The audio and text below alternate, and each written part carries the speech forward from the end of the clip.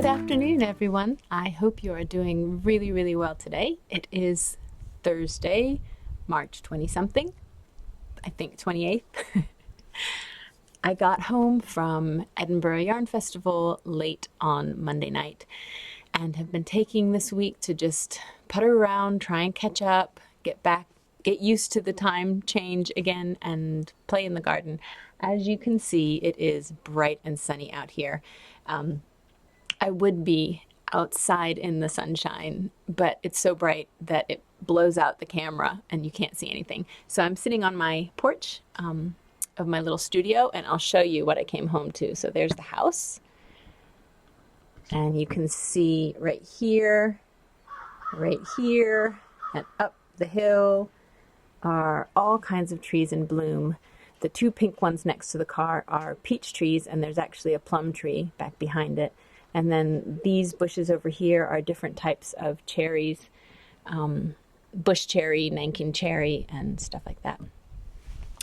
So it's really beautiful here right now. It's that kind of weather in the spring that we get where it gets cold enough at night that you need the big covers, and you might even have the heat on, but during the day it warms up after lunchtime. So you could be outside and you're in shorts and a short sleeve shirt.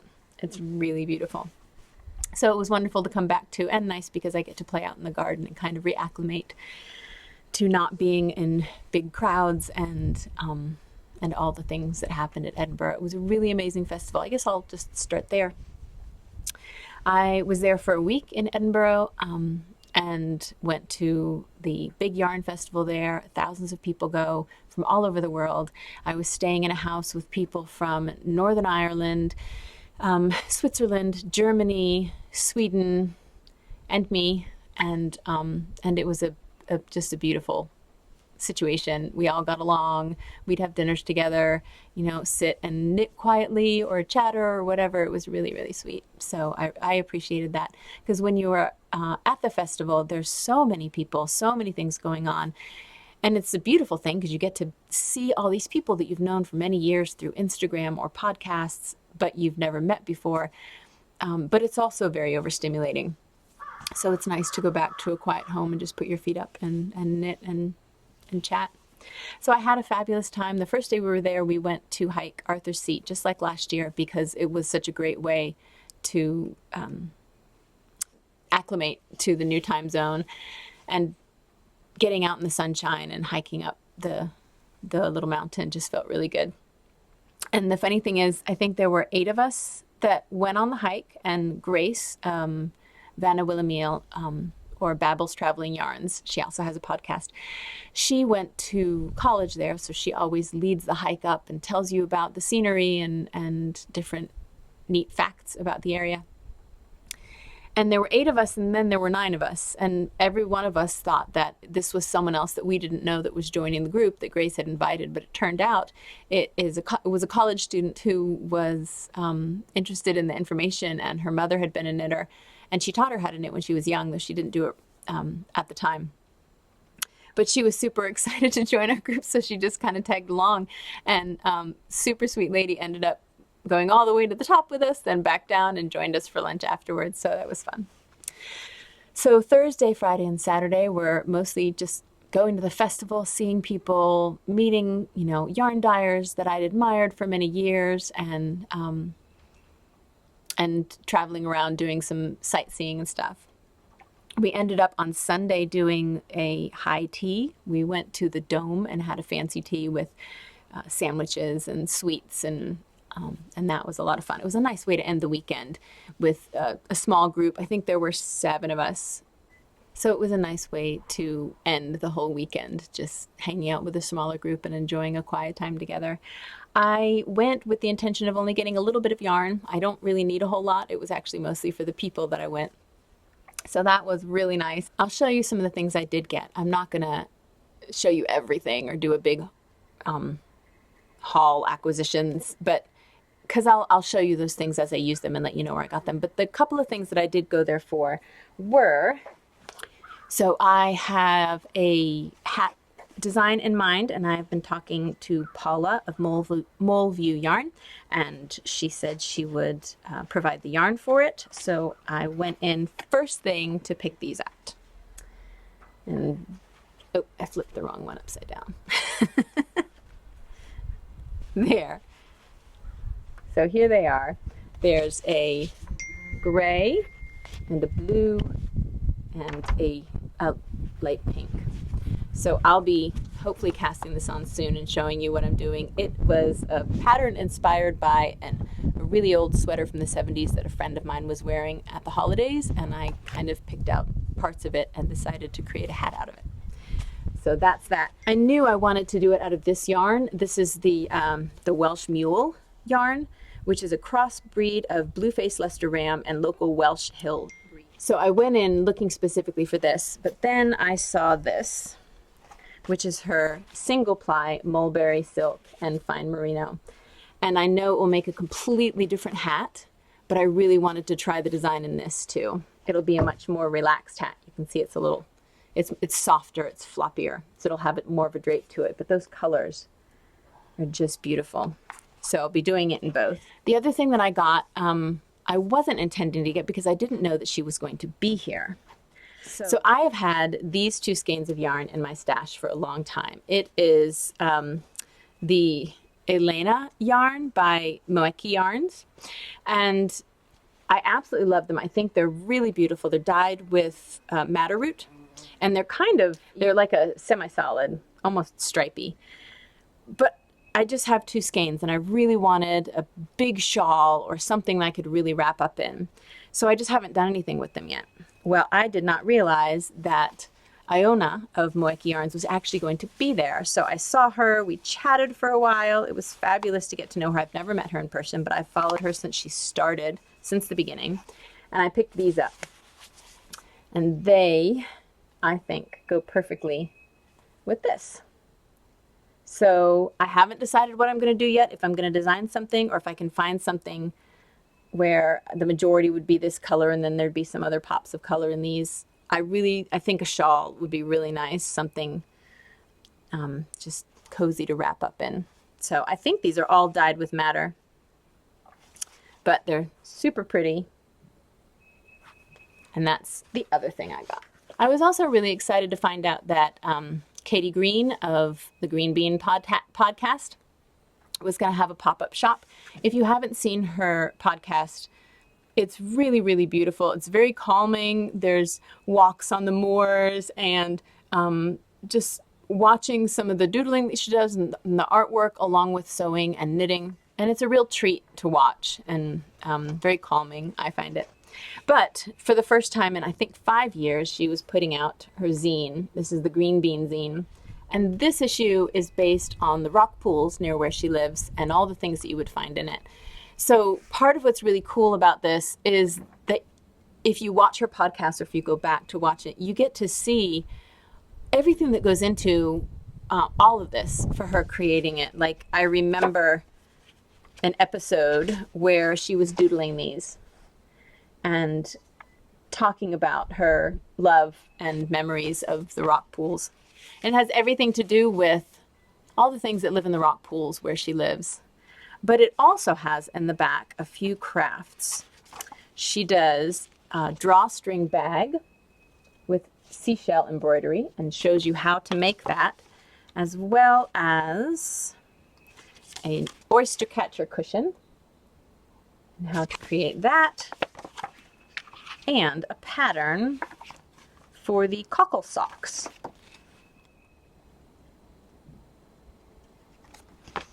So there's a knitting pattern in the back, a couple of sewing patterns, and lots of beautiful illustrations and information. So I was excited to get this. I had been looking forward to it when from the first time she said that she used to have a zine and she was thinking about making another one. So I wanted to show you that. The other thing I picked up, which was a super treat because one of the roommates in our flat was Hannah-Lisa Haferkamp, who is one of the editors-in-chief behind Making Stories, and I was able to get this. It's the newest issue. It actually officially came out to the world yesterday. And the thing I really love about Making Stories, and I know I've talked about them before on the podcast, but I just have to reiterate it because this magazine walks its talk. So Hannah-Lisa and Making Stories talk all the time about being transparent in their business, about equity, about sustainability, about fairness in the workplace. And what shows up in the magazine is that it's not just talk. It's printed on 100% recycled paper. It's ad-free so that they can say what they feel without feeling, pressure by advertisers or anything to show a certain thing. And the model on the front is not a 20-some-year-old woman. And I love that. I love that they highlight a beautiful older woman. And I mean, her smile just says it all. She just seems so happy. And in the book, there's also information. There's articles about self-love, body love. There's an article about knitting when you have disabilities. There's an article called Queering the Knitting Status Quo, about seeing your personal self represented in the knitting community. So I really appreciate it. I appreciate everything that goes into this magazine. I have decided that I want to knit this one for myself. It's called the Borabila. And then I really like this one for Toby, which is called Traversing. I think that would be a beautiful sweater on him. So, yes, that is one other thing that I grabbed. Making stories. And it's issue 1. So they used to put out standalone books. Now they're putting it out more as a magazine that has articles and a little more flow to it. You can go to their website and they have all the information about it. So as far as knitting, I wanted to make sure that I had some good public knitting so that I wasn't having to think about what I was doing. So I cast on the Fairies Dance yarn that I showed last time for the giveaway, and thought, that would be fun to knit while I'm there. And I started the day before I went, just so I was cast it on, and within a day after getting there, I'd finished them because I knit them the whole time I was on the plane, and that's all I was working on. I really like them. So here they are. This is the Fairies Dance yarn. I really love it. I used one of the minis for the toes and one of the minis for the heel, or for the cuff, and then the heel. It just happened to work out that I started turning the heel at the purple, and then it went to green and pink and was almost at the end of this cream. So I just, broke it and started back with the purple. So it worked out perfectly, keeping the stripes in line. When I got to the top, I also wanted a little something different, so I decided to do a slip stitch. So every time I got to the change in color, I slipped a stitch every 6 stitches. The first time I slipped it on the 6th, and then the 12th, and the 18th. The next time I knit 3 stitches and then slipped slipped one and knit 6. So it kind of offsets itself each time. So I love them. I think they're really beautiful. I've been wearing them already, but they're washed. And speaking of that, I did the drawing for the giveaway yesterday. There were many, many entries. The giveaway was for the Tea for Two Club, which included this yarn, as well as tea that inspired the yarn colorway. It's called Fairies Dance, and it was by Fibernymph Dye Works. So I have for you a skein and some tea, and I asked in the Ravelry group to tell me about your favorite tea, and there were a lot of people who replied. So if you haven't gone to the Ravelry group to take a look at that thread, you really should if you like tea, because there are so many different teas mentioned, and a lot of them that I want to try now. And some people would just say, I like mixing blueberries and lemon peel or whatever. But a lot of them I was like, ooh, I want to try that one. So go take a look. And now I used random.org and plugged in the numbers, and the winner of the giveaway is Tracy13. And she said her favorite tea is the chakra mushroom tea. Is it chaga, or is there actually a tea called chakra? I know there's chaga mushrooms, which are earthy and smoky and really good for the immune system. And I like to combine those with cocoa, and they're real tasty. But yeah, so I'll have to look into that. So Tracy, if you will send me a message through Ravelry and let me know your address. I will get these goodies out to you. And thank you everyone for playing. It's always so fun to do these and get lots of feedback and hear all the answers to the questions that I ask. Okay, the next thing that I cast on is I had also decided to bring those sock tubes that I talked about a few episodes back that I had sent off to a woman on Etsy, and she used her sock tube machine to make a bunch of tubes for me so that I could just add the toes and heels and cuffs. And I started working on those. And I got a bunch done. So these I did for Leaf. I added the toe and the cuff. I haven't added the heels yet. It's those. And I had enough left over that I could do a small pair too. So I don't know if I'll make them both for him, and he goes through socks quickly, so he would be fine with having 2 pairs of socks. And then I did these for Toby. And I think those turned out really lovely. Unfortunately, I don't know all the names of the yarn because a couple of the labels of the yarn were lost in transit. I do know that this yarn right here is a colorway called Hey Girl, and it is by Twist Fiber Studio, who is local to me. I'm not sure about this one. I really love it, but I don't think I have the label anymore for that one. The other one, which is almost done, see, I've got the heel ready to cut in. This one's going to be Kaya's.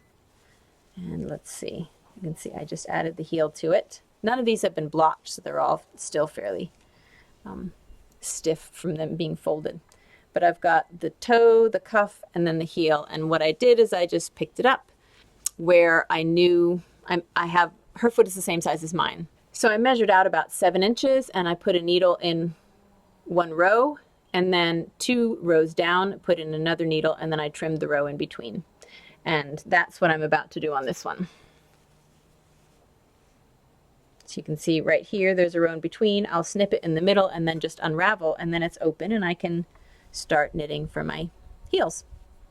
I have brought a bunch of yarn for little minis for heels and cuffs, and then realized that it didn't have any labels. It just looked like it was a good fingering weight yarn, and then realized that it was probably more of a sport or DK weight. So I ended up picking up what's called the Exmoor sock. And this is by John Arbin. And it's 60% Exmoor Blueface, 20% Corriedale, 10% Zwartbles, and 10% nylon.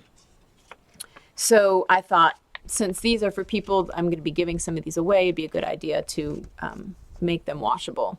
The ones for my family I wash, but I'm also going to be giving some to other people for the holidays. So I did all the toes and cuffs on these.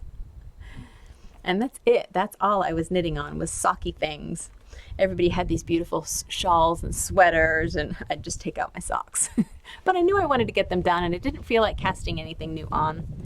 I do have something that I started working on before I left that I haven't shown you yet, but I didn't want to knit while I was there because it's much more intricate. And this is called the Bee Whisperer Socks by Natalie Sheldon, or Remembrances Pottery. This is just the beginning of it. And you can see on this side the bee starting to form. So it looks like this all the way down to the foot, and it's absolutely stunning. They were released while I was in Edinburgh. I don't think I have a picture for you, but it's a really beautiful colorway or colorwork pattern. Natalie's mind is just amazing, the way she puts this picture together and is able to get it to happen.